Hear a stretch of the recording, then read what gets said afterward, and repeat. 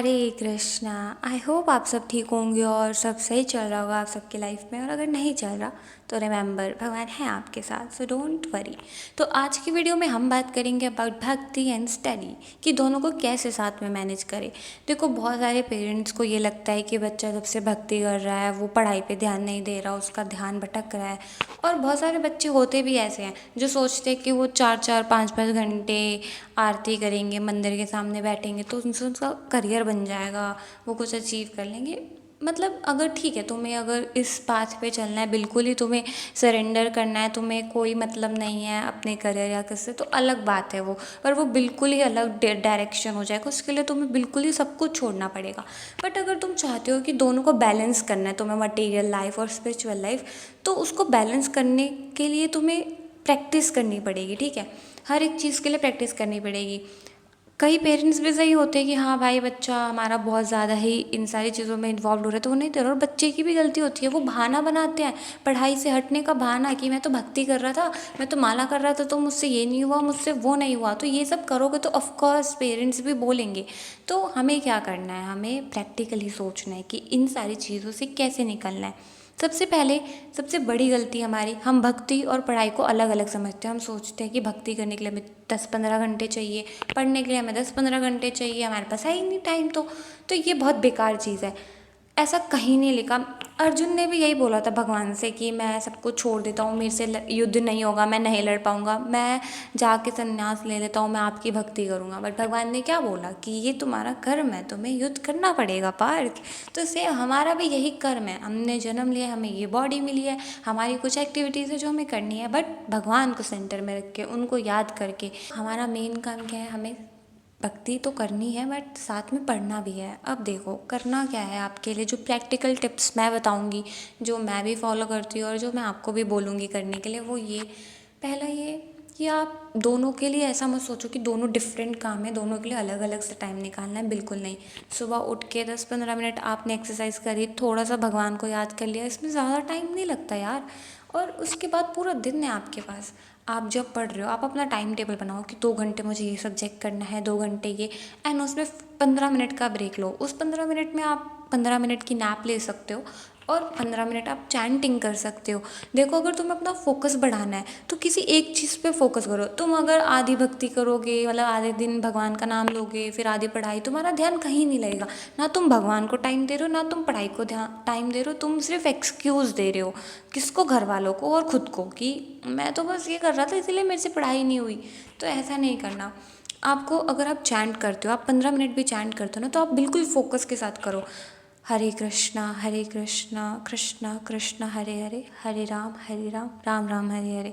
तो नाम को इमेजिन करो, अपने माइंड पे लिखो और फिर चैंट करो।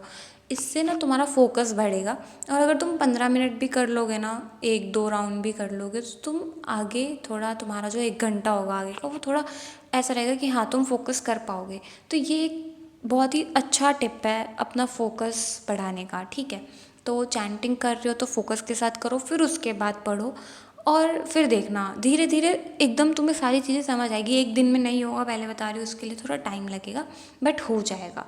ठीक है, तो चैंट के साथ साथ तुम्हें फोकस के साथ पढ़ना है। ओके, और भगवान बिल्कुल नहीं कहते कि तुम 24 घंटे मुझे दे दो, तुम सारा टाइम काम को दो, बस बीच बीच में उनको याद कर लो। हमें क्वालिटी पे फोकस करना है, क्वांटिटी पे नहीं कि हम कितना नाम जप कर रहे हैं। तुम अगर 10 मिनट भी दे रहे हो ना 1 घंटे में, तो बहुत है यार। भगवान ये नहीं कहते कि 24 घंटे चाहिए मुझे, नेवर। तुम अपना काम कर रहे हो, वही तुम्हारी पूजा है, तुम उसमें अपना बेस्ट दे रहे हो, वही। और देखो, एक और माइंडसेट अपना जो चेंज करना है वो ये, अगर तुम पढ़ रहे हो, तुम ये सोच के पढ़ो कि मैं आगे जाके भगवान की सेवा करूँगा। देखो, अभी हम कुछ नहीं है, हम मम्मी पापा के पैसों पे पल रहे हैं, हमारे पास कुछ नहीं है। तो हम जब पैसे कमाएंगे तो उन पैसों से हम घर वालों की हेल्प करेंगे, हम बाहर लोगों की हेल्प करेंगे, जिसको नीड है उसकी हेल्प करेंगे, दोस्त की हेल्प करेंगे। तो ये आपका जब मोटिव होएगा ना, आपका खुद मन करेगा करने का। अभी आपके पास कुछ नहीं है, आप सिर्फ बहाने ढूंढ रहे हो, तो ये सारी चीज़ें बहुत बेकार है। आप पढ़ाई इसलिए करो क्योंकि आपको सेवा करनी है, देश की, भगवान की। अब देखो यार, आजकल ना बहुत करप्शन है, हर एक फील्ड में करप्शन है। कहीं पे भी जाओ, सबको पैसा चाहिए, पैसा। और पैसा लेके वो कुछ भी कर सकते हैं। पर हमें नहीं करना है ऐसा, ठीक है। तो हमें अच्छे रास्ते पे चलना है, क्योंकि अगर एक इंसान भी थोड़ा सही है तो भाई थोड़ी तो इंसानियत बची रहेगी ना। सारे ही बिगड़ जाएंगे तो क्या फ़ायदा। तो आप मेरी जनता, आपको अच्छा बनना है, ओके। आपको गलत रास्ते पे नहीं चलना। अगर चले ना तो देख लेना भाई फील्डिंग सेट।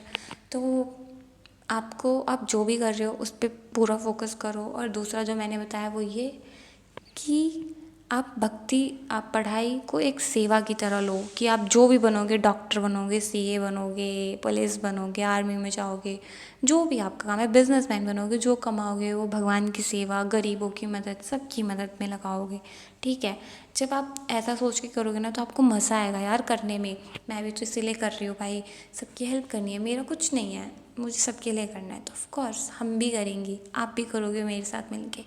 तो ये सारे माइंडसेट लाओ, अपने आप ही सारी चीज़ें ठीक हो जाएंगी, ओके।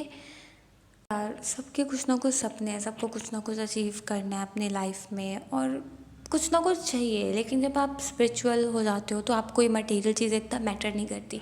लेकिन हमारा अगर वो मटेरियल चीज़ों को पाने का मोटिव ये है कि हम उससे हेल्प करेंगे, क्योंकि देखो एक दिन मैं भी मर जाऊंगी, एक दिन आप भी मर जाओगे, हमारा कुछ नहीं बचेगा, हमने जो कमाया सब यहीं रह जाएगा।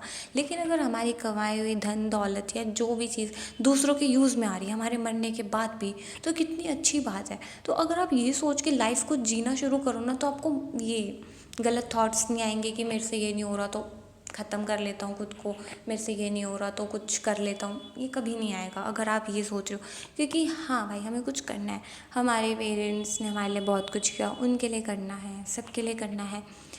क्योंकि हर एक फैमिली में अगर सभी उसी लेवल पे रह जाएंगे जिस लेवल से हम देखते आ रहे हैं, तो फिर क्या फ़ायदा हमारे होने का। चेंज हमसे आएगा, आपसे आएगा, मुझसे आएगा, ठीक है। तो हम सब मिलके करेंगे, अच्छे रास्ते पे चलेंगे और सबकी मदद करेंगे, ठीक है।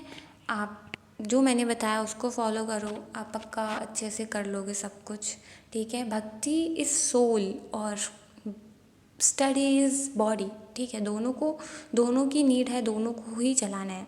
सोल के लिए थोड़ा भजन, थोड़ी नाम जप, और करियर के लिए पढ़ना तो पड़ेगा, ठीक है। तो पढ़ाई करो और अपना बेस्ट दो, बाकी सिया आपके साथ है हमेशा और रहेगी। कोई भी ज़रूरत हो, कुछ भी हो, लेट मी नो इन कमेंट्स। मिलते हैं नेक्स्ट वीडियो में, तब तक के लिए बाय। हरे कृष्णा, टेक केयर।